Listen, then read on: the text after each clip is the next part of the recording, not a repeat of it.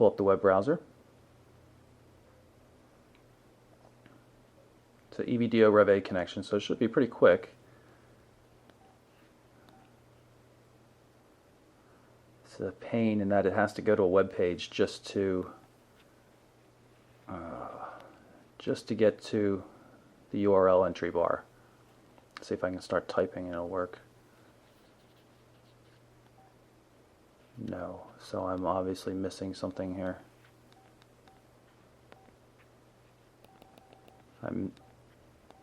There we go.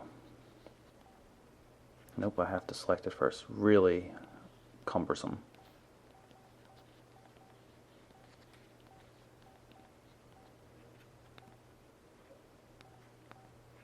Let's add it to favorites.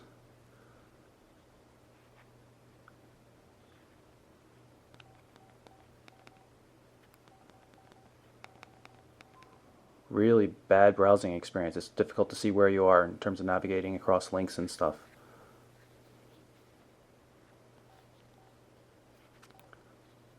Yeah, very, very unimpressed with this.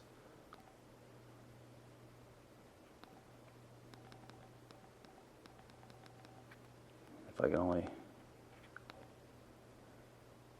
I think we finally got it added. Okay. Let's see if I can...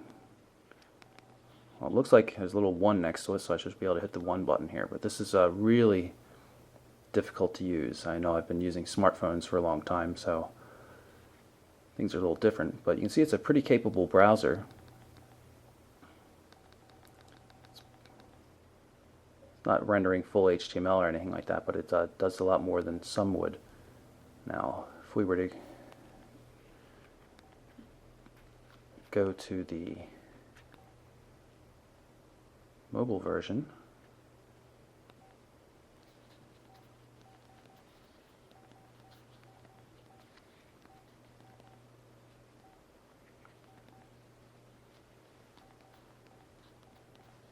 might have a little bit better luck.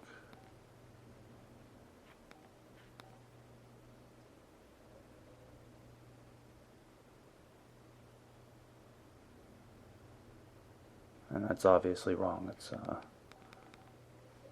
saying that the mobile version of our site has no content, which is not the case. So unimpressed by the browser, needless to say.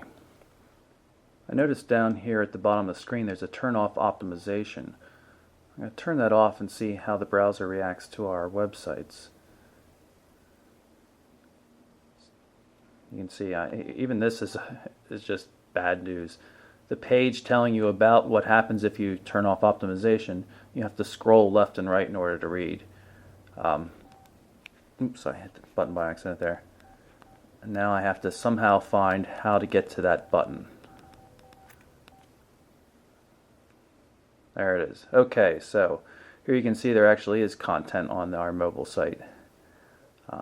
Doesn't look particularly good though. It's missing, it's just not handling the screen width properly, just like you saw with that warning screen there. Let's see if we can get to the full website. Maybe it'll do better this time without the optimization. I'm guessing it'll look much, much better this time around.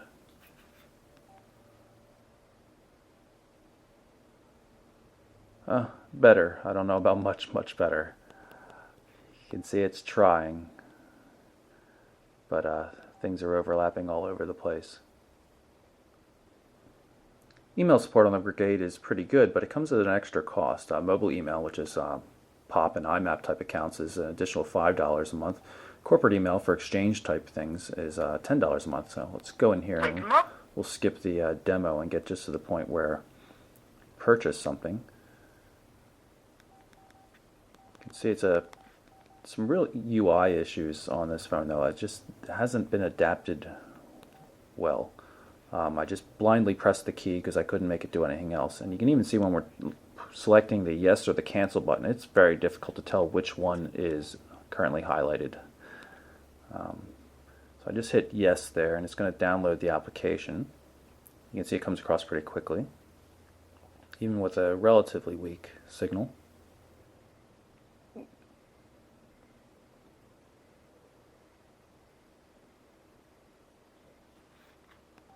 And let's see if I can figure out how to get the yes button.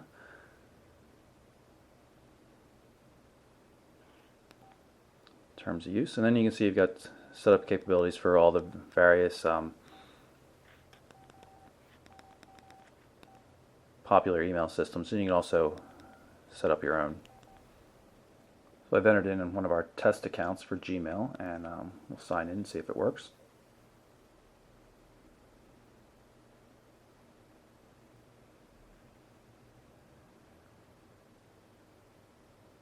Looks like it's coming through, and there's our email inbox. Font's a little bit rough to look at, but totally passable. A little bit Spartan looking, but you can see we have a lot of options for what we can do with it, and there's key shortcuts for everything. You know, R for reply, A for reply all, things like that. So using the keyboard, you can do an awful lot with it pretty quickly. So I'll just hit the R key here, and we can start typing a message.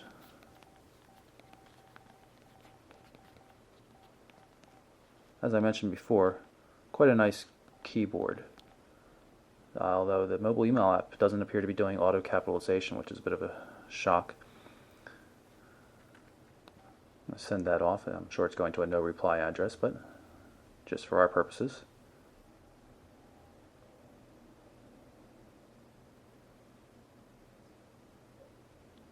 And there we go. So not a bad email client, and the Remo Sync that does the corporate exchange is also pretty good, and it handles contacts and calendar on top of just email. So pretty nice, but it does cost an additional $10 per month. This is VZ Navigator on the Brigade. It's a really nice navigation system. It also has speech to text, so we're going to give that a shot now. Dairy Queen. And it's going to figure out where we are and then hopefully find all the local Dairy Queens. There you go. And we'll take a look at the map. And that's where the local Dairy Queen is. Really nice navigation system. VZ Navigator has always been the best feature phone-based navigation system I've used. One thing contacts related I wanted to point out is that the QWERTY keyboard allows you to instantly search from the home screen. If I just start typing, I'm going to put J for John, you notice it passes over Alice Cooper here in the contact list and goes right to John Doe, which is pretty handy. So if you had a very long contact list, you could easily start searching just by typing. And you can see this is the search feature here. Type Alice Cooper here, and just as you start typing, it matches up. The question is, will it do it on last name if I search on Doe? And you see we're getting no matches whatsoever. So you have to match only on the first name, which is a bit of an issue though. Let's take a quick look through this settings screen. This is Tools. We've got the voice dialing, calculator application, calendar, which I mentioned previously could be populated with exchange data, some timers, clocks, notepads, and USB mass storage mode for getting access to the micro SD card. And let's take a look at some of the other themes on the phone. Let's preview paint, checker plate, white. Let's go with paint, something a little bit different.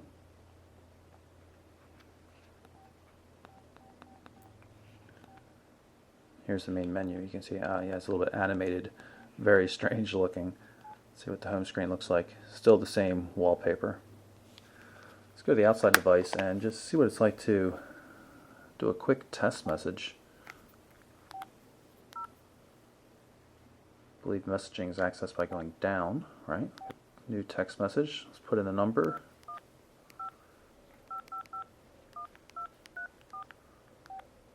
And let's take a look at entry mode. So we have T9 prediction here.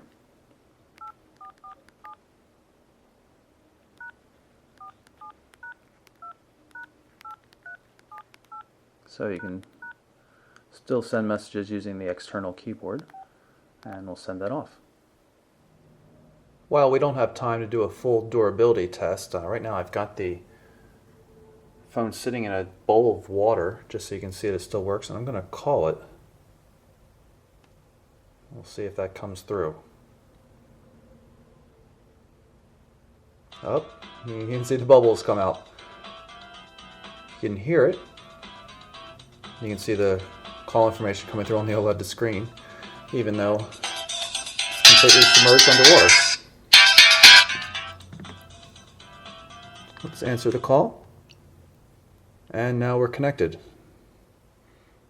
You can see the phone number information and everything else on there. So it works pretty well so far. I'm going to activate the camera here by long pressing on the C button. And you see the camera will come right up. Have face detection, a number of different features. Let's take a look at the menus. Shoot at the best resolution here. Best shot mode, flash, macro, self-timer, multi-shot, and then some autofocus settings. See, it has a 9-point AF system, which is kind of interesting. I'm wondering if it's still contrast-based or if it's actually has sensors in there. I can't imagine it would. But let's use face focus right now and see if this thing can find our little friend the frog here, his face. Did not, it just took the picture normally. Still looks to be in focus and everything. Hit the left soft key here to save it. I'm going to jump out to the main screen again. This time I'm going to long press the V key for video. And we'll pull up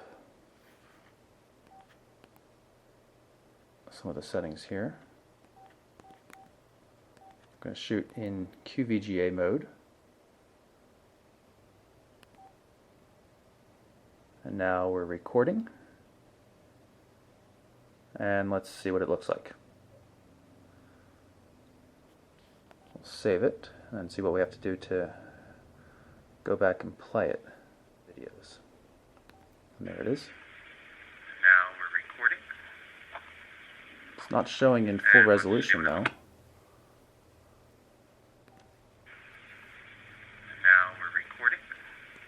There we go. There's full QVGA. Let's see what it looks. Very grainy, a lot of JPEG artifacts and stuff. Not particularly good looking video, but it'll do in a pinch, I suppose. So that's my quick look at the Casio Brigade for Verizon Wireless. It's a very cool, ruggedized QWERTY messaging phone with some decent multimedia capabilities, including autofocus camera and video recording and VCast music with Rhapsody support. Also has push-to-talk functionality, which will be good for a lot of the people that work in construction sectors and things like that that still rely on push-to-talk. Very rugged build quality, waterproof, dustproof, shockproof. We haven't fully abused it, but I plan to spend a little more time abusing it in the coming weeks. Overall, really nice package. The downfall might be its $250 price tag, and possibly the bulk too, because it is a rather large device. But overall, it's fairly impressive. So once again, that's the Casio Brigade for Verizon Wireless. I'm Michael Orrell for MobileBurn.com.